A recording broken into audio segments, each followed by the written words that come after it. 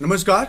मेरा नाम अतुल है और आज की कहानी आप जो देखने वाले हैं उसमें आपको पता चलेगा कि एक औरत अपनी शारीरिक ज़रूरतों के लिए कितने नीचे हद तक गिर जाती है और वो किन किन घटनाओं को अंजाम दिलवा सकती है, वो इस कहानी में देखने को मिलने वाला है। शुरुआत करते हैं इस कहानी की, लेकिन उससे पहले कि अगर आपको ये वीडियो अच्छा लगेगा और इस तरह की कहानियाँ आप सुनना चाहते हैं, क्राइम स्टोरी में इंटरेस्टेड हैं, तो चैनल को जरूर सब्सक्राइब कीजिएगा क्योंकि इस पर इसी तरह के वीडियो आते रहते हैं। कहानी की शुरुआत ऐसे होती है कि 5 फरवरी 2005 की बात है। ठंडी का मौसम था, सभी लोग सोया हुआ था। गुजरात के पाटन में एक बलवा गांव है। उस गांव में एक परिवार है, पांचाल परिवार। पांचाल परिवार के साथ साथ पूरा गांव अपने घरों में सोया हुआ है। लेकिन रात में अचानक से पांचाल परिवार में एक रूम से बच्चे की तेज रोने की आवाज़ आने लगती है। सभी लोग जाग जाते हैं। बच्चा बहुत ज़ोर ज़ोर से रो रहा था। बच्चे के रूम में जाया जाता है। जो घर में 2 बुजुर्ग होते हैं, माँ और बाप, वो जाते हैं। जाकर देखते हैं तो रूम में जो छोटा सा बच्चा अपने बेड पर रो रहा है और उसके बगल में जो सोई हुई माँ थी वो गायब थी। यानी उस घर की जो बहू थी वो अपने बेड पर नहीं थी, वो गायब थी। अब बच्चा बहुत तेज रो रहा था, इस कारण से अगल बगल के लोग भी जाग गए। जगने के बाद अब लोगों ने देखा कि माँ उसकी नहीं है, यानी उस घर की बहू गायब है। ऐसे में लोगों के अंदर में बेचैनी फैल जाती है। लोग परेशान हो जाते हैं, आखिर वो गई तो गई कहाँ। और इस कारण से सभी लोग उसको ढूंढना शुरू करते हैं। जब बहू को ढूंढना शुरू करते हैं तो ढूंढने के दौरान कुछ अता पता नहीं चलता है। अब लोग, जो पूरे गांव के लोग थे, वो चारों तरफ फैल गए, क्योंकि पांचाल परिवार उस गांव का बहुत ही शिक्षित और खास करके सम्माननीय परिवार था। इस कारण से सभी लोग उनके साथ आ गए और बहू को पूरे गांव में ढूंढना शुरू कर दिए। बहू का नाम था भिकी पांचाल। उसको सभी लोग ढूंढ रहे थे, मिलकर नहीं मिल रही थी। लेकिन अचानक से एक व्यक्ति के द्वारा चिल्लाने की आवाज़ आती है खेत की तरफ से। सभी लोग खेत की तरफ भागे जाते हैं। खेत में देखते हैं कि एक बॉडी पड़ा हुआ है जिसमें चेहरा पूरी तरीके से जला हुआ है और कपड़े वही थे जो कपड़े भिकी पांचाल पहने हुई थी। चेहरे से पहचान नहीं हो रहा था, लेकिन कपड़ों की मदद से वो लोग पहचान पाए कि उनकी बहू ही है, यानी पांचाल परिवार की बहू, यानी भिकी पांचाल। घर में त्राहिमाम फैल गया। लोग रोने लगे, परेशान होने लगे। फिर ये मामला केस हुआ और पोस्टमार्टम हुआ बॉडी का।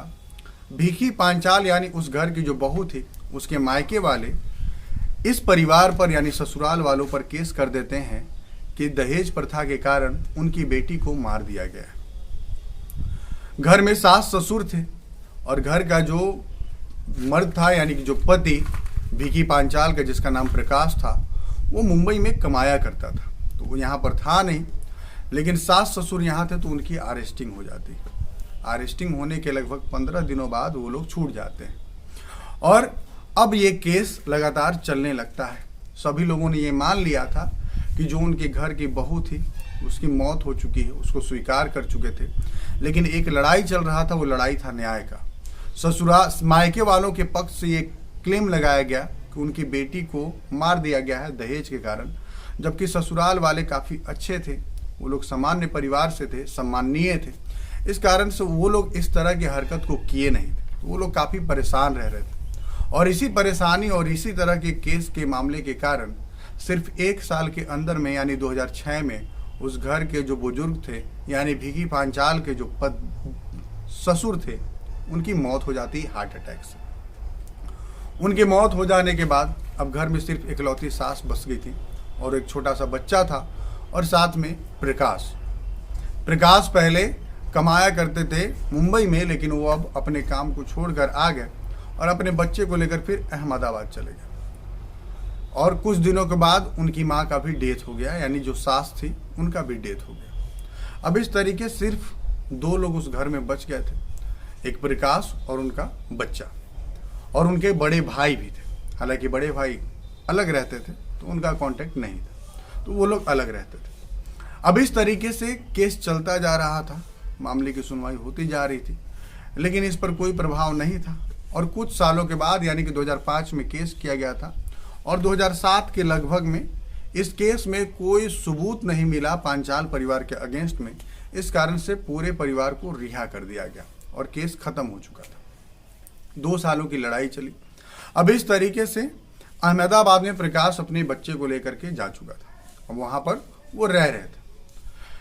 लेकिन करीब 14 सालों के बाद यानी 2005 में मौत हुई और लगभग 14 सालों बाद अहमदाबाद यानी कि अहमदाबाद के एक छोटे से इलाके पालमपुर में वहाँ का जो क्राइम ब्रांच होता है उसके द्वारा कॉल किया जाता है प्रकाश को। प्रकाश उस वक्त अपने गांव आए हुए थे अपने बच्चे के साथ और उस वक्त वो उसी खेत में टहल रहे थे जिस खेत में पांचाल परिवार की बहू यानी भिकी पांचाल का बॉडी मिला था।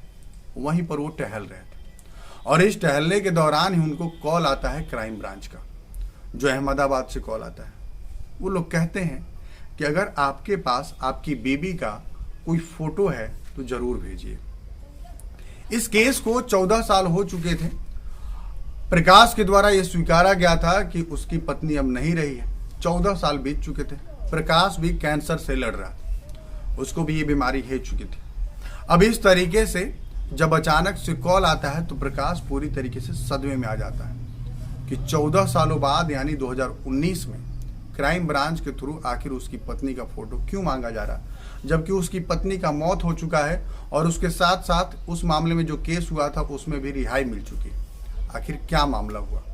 तब प्रकाश क्राइम ब्रांच से बात करते हुए कहता है कि सुबह वो अपने बड़े भाई बात कराएगा जिसका नाम प्रहलाद, उससे बात कराएगा और जो भी बातचीत होंगी उसी से क्राइम ब्रांच वाले करेंगे। सुबह के पहर क्राइम ब्रांच वालों की बात प्रहलाद से होती है। प्रहलाद को कहा जाता है कि वो फोटो भेजे और जल्द से जल्द अहमदाबाद के पालमपुर इलाके में आकर के मिले क्राइम ब्रांच की टीम से। प्रहलाद कहता है कि आखिर क्यों मिलना है, जरूरत क्या है और फोटो क्यों भेजे। तब क्राइम ब्रांच की टीम कहती है कि जिस भिकी पांचाल को आप मरा हुआ समझ रहे हैं वो मरी हुई नहीं बल्कि वो जिंदा है और वो हमारे कस्टडी में।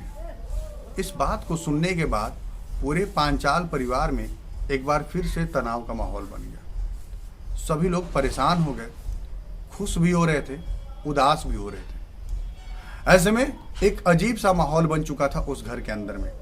लेकिन अब वहां पर कोई ऑप्शन नहीं था, उनको जाना था और जा करके आइडेंटिफाई करना था कि जो पुलिस के द्वारा कहा जा रहा है क्या वो सही है और क्या सही मायने में भिकी पांचाल उनके कब्जे में यानी उनके कस्टडी में। ये लोग निकल जाते हैं और निकल कर पहुंच जाते हैं पालमपुर में, क्राइम ब्रांच से मिलते हैं और मिलने के बाद वहां पर देखते हैं तो भिकी पांचाल सही मायने में वहां पर उनको खड़ी मिलती है। परिवार पूरे दहशत में था।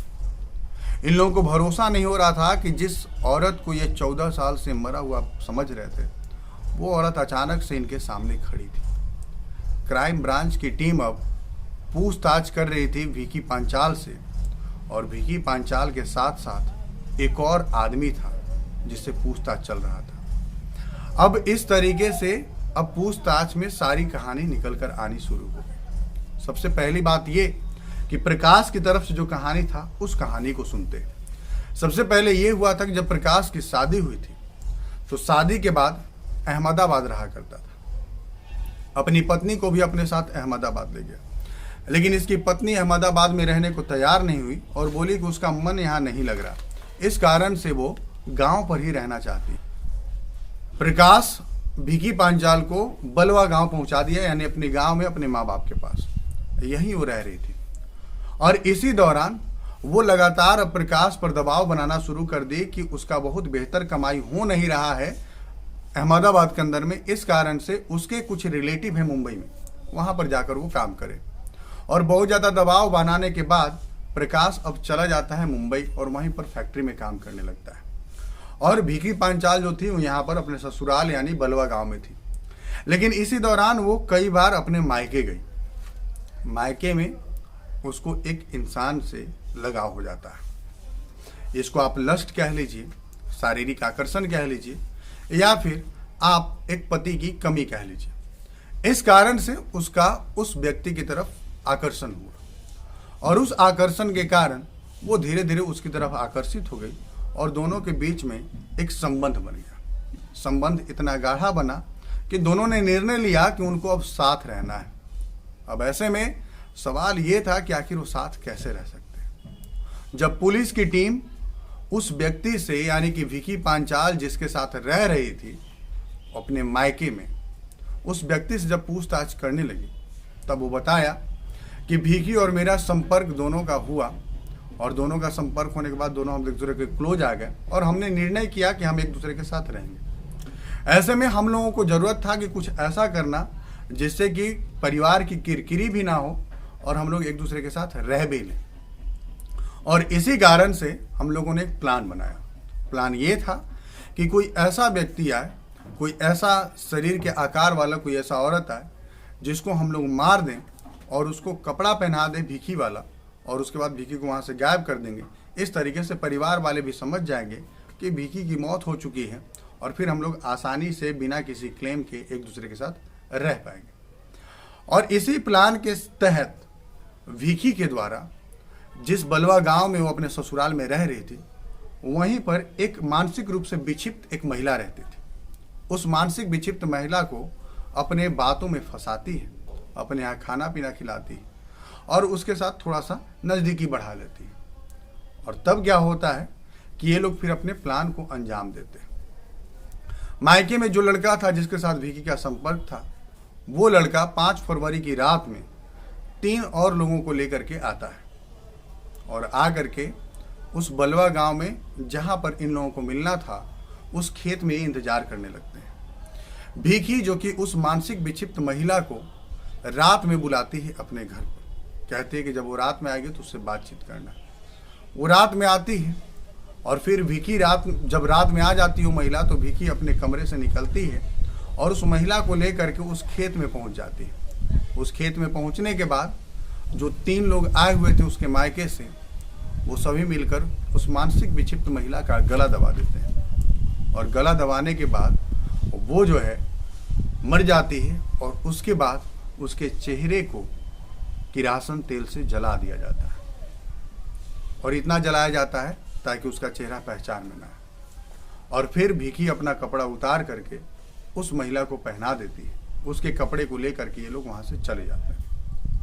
और इस तरीके से भीखी उस लड़के के साथ अपने ही मायके में जा करके छिप कर रह रही थी और ये रहते हुए लगभग 14 साल बीत चुका था और वहीं पर घर से बहुत कम निकलती क्योंकि उसका मायका था, अगर वो निकलती तो पहचान हो जाता।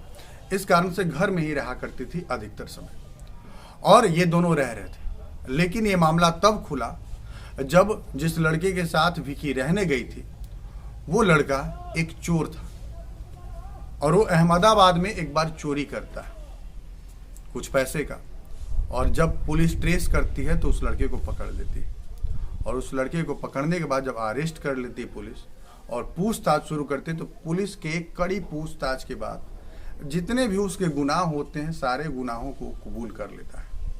और जब वो कबूल करता है तो उसमें यह भी एक मामला होता है कि वो लोग एक निर्दोष मानसिक विक्षिप्त महिला का मर्डर किए और इसको कबूल करने के बाद पूरी कहानी को वो लोग बता देते हैं। और इस तरीके से जो पांचाल परिवार पूरे समाज में बदनाम हो चुका था कि अपनी बहू को दहेज प्रथा के कारण मार दिए हैं, दहेज के कारण एक बहू का बलिदान दे दिए। इस जो सम्मान में जो कमी आई थी, जो लोगों के बीच में जो एक अफवाह फैला था इस परिवार को लेकर के, उस अफवाह को ख़त्म कर दिया गया।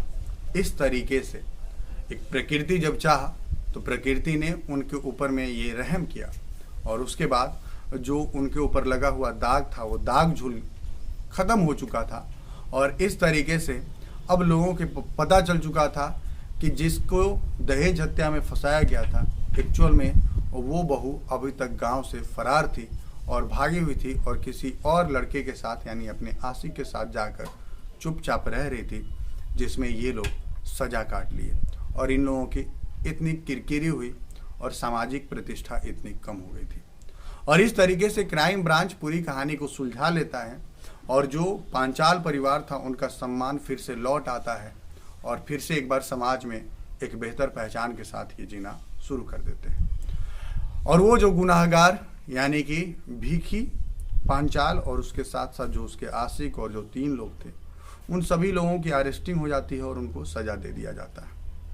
और इस तरीके से एक लड़की जो अपने प्यार के साजिश में अपने पति और अपने पति का घर पूरा बर्बाद करने का कोशिश की थी, उसका गुनाह एक समय के बाद पकड़ा जाता है। कहानी कैसी लगी कमेंट सेक्शन में बताइएगा और चैनल को ज़रूर सब्सक्राइब करते चलिएगा ताकि आप तक हम इसी तरह की वीडियो यानी क्राइम की कहानियों को पहुंचाते रहें। धन्यवाद।